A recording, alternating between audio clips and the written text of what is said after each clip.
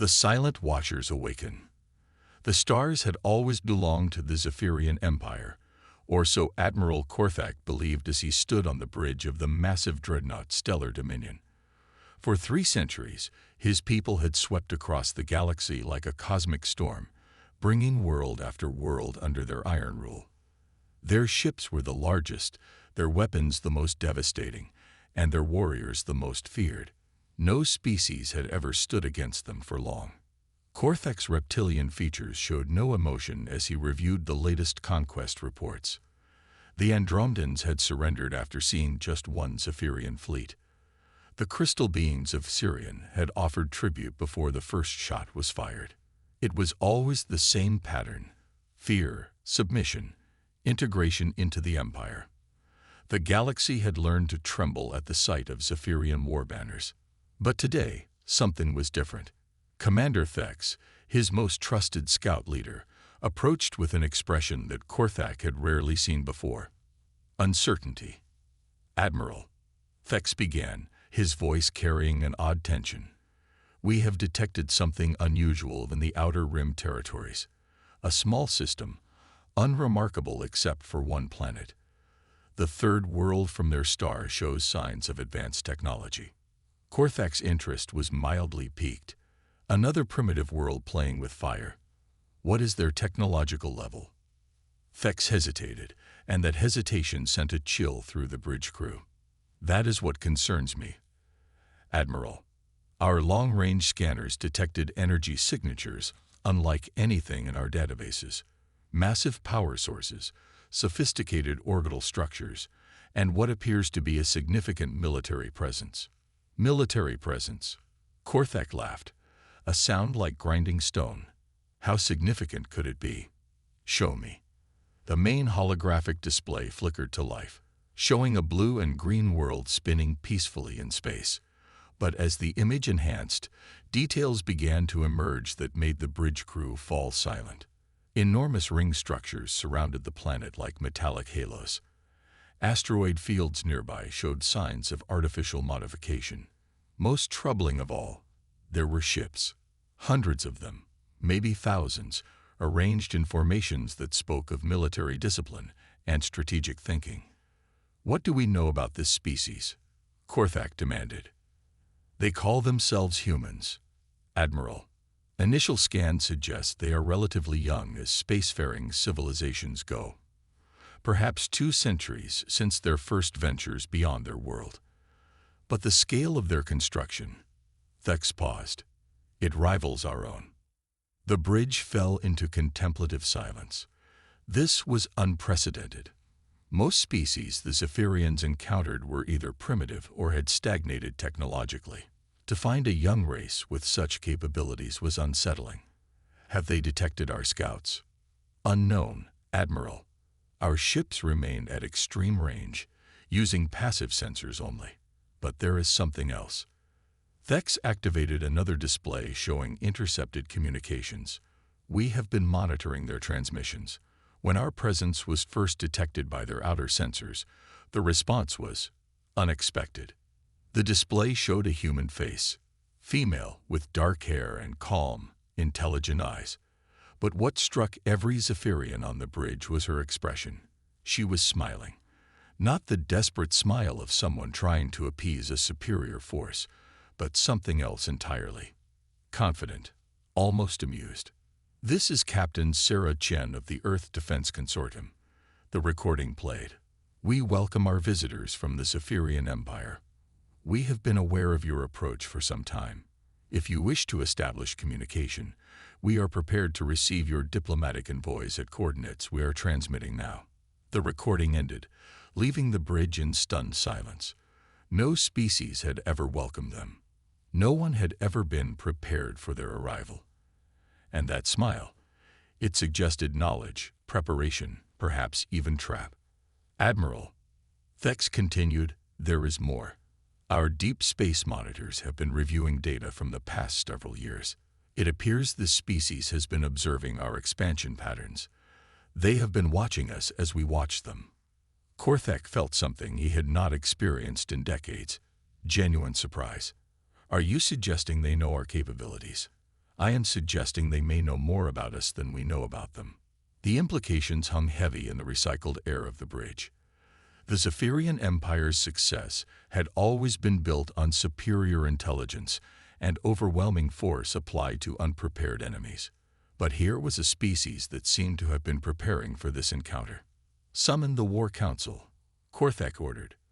"I want full tactical assessments of their capabilities, and I want to know why they are smiling." Within hours, the Empire's best military minds had assembled in the strategic planning chamber. The holographic displays showed Earth from every angle, revealing more disturbing details with each enhanced scan. The orbital defense platforms were massive, larger than anything the Zephyrians had seen. The asteroid field modifications suggested mining and construction operations on an industrial scale that boggled the mind. "Their power generation alone," reported Chief Engineer Veldek, "exceeds what should be possible for a civilization of their age. These are not the energy signatures of a developing species. This is the infrastructure of a major galactic power. But they have never expanded beyond their system," pointed out Intelligence Commander Rixa. "All our records show they have remained in isolation. How do they possess such capabilities without conquest and resource acquisition from multiple worlds?" Admiral Korthak studied the displays with growing unease. "What about their military doctrine?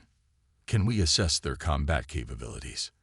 "That is where the analysis becomes truly concerning," replied General Vorthak, the Empire's leading military strategist. "Their ship designs suggest a completely different approach to warfare than we have encountered. Where our vessels prioritize overwhelming firepower and heavy armor, theirs appear optimized for speed, maneuverability, and what seems to be advanced electronic warfare capabilities." Electronic warfare. Their energy signatures suggest sophisticated computer systems, advanced sensors, and what may be cybernetic attack capabilities.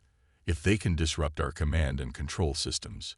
Vorthak did not need to finish the thought. The War Council continued for hours, each new piece of analysis adding to the growing picture of a species that defied everything they thought they knew about galactic development. Finally, Admiral Korthak made his decision. "We proceed with standard first contact protocols. One diplomatic vessel, supported by a small escort fleet. We will assess their true capabilities and intentions directly." "And if they prove hostile?" asked General Vorthak. "Then we will learn why they smile when facing the might of the Zephyrian Empire." 3 days later, the diplomatic vessel Swift Judgment dropped out of hyperspace at the edge of the human solar system, accompanied by a dozen escort destroyers. Immediately, their sensors were flooded with targeting locks from dozens of hidden weapons platforms. The humans had been waiting. "Unknown vessels," came a calm voice over the communication channels. "You are entering restricted space. Please state your intentions and prepare to be escorted to the designated meeting area." Commander Thex, leading the diplomatic mission, felt his confidence waver. The humans spoke as if they were the ones in control of this situation, as if a small group of Zephyrian ships was not a threat, but merely an expected inconvenience. "This is Commander Thex of the Zephyrian Empire. We come seeking dialogue with your leadership." "Acknowledged, Commander. Please follow the navigation beacons we are transmitting. Any deviation from the prescribed course will be considered a hostile act." As the Zephyrian ships followed the prescribed route deeper into the system, they were surrounded by an ever-increasing display of human military might. Ships emerged from asteroid hiding places, massive defense platforms tracked their movement, and swarms of smaller vessels maintained escort positions with precision that spoke of extensive training and discipline. But most unsettling of all were the human faces that appeared on their communication screens. Each one wore that same calm, confident smile, the expression of people who knew something their visitors did not. When the Zephyrian diplomatic vessel finally docked with the designated human station, Commander Thex found himself face to face with Captain Sarah Chen, the same human whose smile had first disturbed Admiral Korthak. In person, her confidence was even more unnerving. "Welcome to our system, Commander," she said, extending her hand in the human gesture of greeting. We have been looking forward to this meeting for quite some time. You have been expecting us." "Oh yes," Captain Chen replied, her smile never wavering. "We have been watching your empire's expansion for decades. We know your methods, your tactics, your weaknesses. We know everything about you, Commander Thex. The question is, how much are you prepared to learn about us?" As Commander Thex looked into those calm, knowing eyes, he realized that the Zephyrian Empire had encountered something unprecedented. Not a primitive world to be conquered, but a species that had been studying them, preparing for them, waiting for them.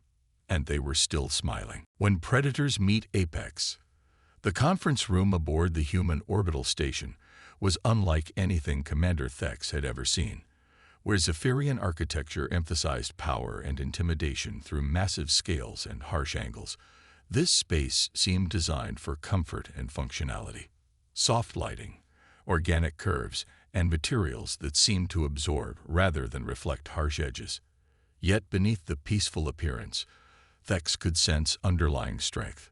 The walls were thick, the materials advanced, and discrete weapon ports were barely visible, but definitely present. Captain Sarah Chen sat across from him at a circular table, still wearing that infuriating smile. Beside her sat a tall, thin human with graying hair and kind eyes that seemed to see everything. He had been introduced as Dr. Marcus Webb, Earth's lead xenobiologist and first contact specialist. "Commander," Dr. Webb began in a voice that carried both warmth and authority. "Before we discuss the future of our species relationship, perhaps you would like to understand why we seem so prepared for this encounter." Thex nodded, his military training warring with genuine curiosity. "Your confidence is unusual. Most species we encounter show appropriate respect for the power of the Zephyrian Empire." "Ah," Dr. Webb said, leaning back in his chair, "that is because most species you encounter have not had the luxury of studying you for as long as we have. Tell me, Commander, what do you know about human history?" The question seemed irrelevant, but Thex answered anyway. "Our intelligence suggests you are a relatively young spacefaring species, approximately 2 centuries since achieving faster-than-light travel. Your expansion has been limited to your home system, suggesting either technological limitations or cautious nature." Dr. Webb's smile matched Captain Chen's now. "Our expansion has been limited because we learned long ago that sometimes the best strategy is to appear weak while actually being strong. You see, Commander, humans have a very violent history. For thousands of years, we fought amongst ourselves with increasing sophistication and brutality. We learned to be very, very good at war." A holographic display activated in the center of the table, showing images that made Thex's reptilian blood run cold. Massive human conflicts, weapons of incredible destructive power, strategies of such ruthless efficiency that even Zephyrian military doctrine seemed primitive by comparison. "We learned something that your empire apparently has not," Dr. Webb continued. "The most dangerous predator is not the one that roars loudest, but the one that studies its prey in silence. We have been watching your empire's expansion for 67 years, Commander. We know how you fight, how you think, how you make decisions." Captain Chen activated another display. "We know that your standard first contact protocol involves a show of overwhelming force followed by demands for submission. We know that you prefer to avoid actual combat when possible, relying instead on psychological intimidation. We know that your fleet compositions prioritize heavy ships with massive energy weapons, making you vulnerable to small, fast vessels using hit-and-run tactics." Commander Thex felt his confidence crumbling. "You have been spying on us." "We have been learning about you," Captain Chen corrected, "just as any intelligent species would when faced with an expanding, aggressive empire. The question is, what did you think we were doing during those decades when we remained in our system? Did you imagine we were simply waiting for you to arrive and conquer us?" The implications hit Thex like a physical blow. While the Zephyrian Empire had been conquering world after world, growing complacent in their dominance, the humans had been watching, learning, preparing. They had turned their isolation into an advantage, using the time to study their potential enemies and develop countermeasures. "What do you want?" Thex asked, abandoning diplomatic niceties. "What we want," Dr. Webb said, "is for your empire to understand that Earth is not another world to be conquered. We are not afraid of you, Commander, because we have spent decades preparing for this exact scenario. Would you like to see what that preparation looks like?" Without waiting for an answer, Captain Chen activated the station's external sensors. The display showed space around the orbital station, but now revealed what had been hidden before: thousands of human vessels, not hundreds. Ship designs that incorporated technologies the Zephyrians had never seen. Weapons platforms that made their own defensive systems look primitive. "This is just one system's worth of our capabilities," Captain Chen said casually. "We have learned to be very efficient with our resources. Where your empire requires multiple worlds to support a single major fleet, we have learned to build everything we need from our asteroid belt and outer planets." "Impossible," Thex whispered. "No single system could support this level of industrial capacity." Dr. Webb chuckled. "Commander, you are thinking like a conqueror who strips resources from multiple worlds. We think like engineers who maximize the potential of what we have. Our asteroid belt alone contains more raw materials than your empire has harvested from a dozen conquered worlds. We simply learned to use it efficiently." The human called up another display showing mining operations and orbital factories on a scale that defied belief. Automated systems that could construct entire starships from raw asteroids. Manufacturing capabilities that could replace losses faster than any fleet could inflict them.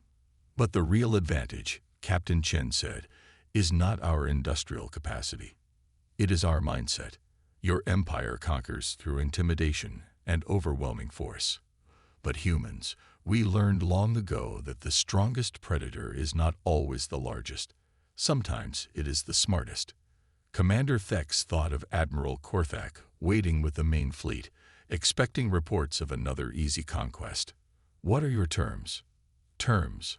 Dr. Webb seemed genuinely surprised. "Commander, you misunderstand our position. We are not negotiating from weakness. We are offering you an opportunity to avoid a conflict that your empire cannot win. You cannot seriously believe that a single system could stand against the might of the Zephyrian Empire." Captain Chen's smile finally changed, becoming something far more dangerous. "Commander, let me explain something about human psychology. When we smile in a situation like this, it is not because we are trying to appear friendly or submissive. We smile because we know something our opponent does not. In this case, we know that while your empire has been expanding and conquering, we have been preparing for a war that you cannot even imagine." She activated one final display, and Commander Thex's world changed forever. It showed Zephyrian ships, hundreds of them, but they were not conquering new worlds.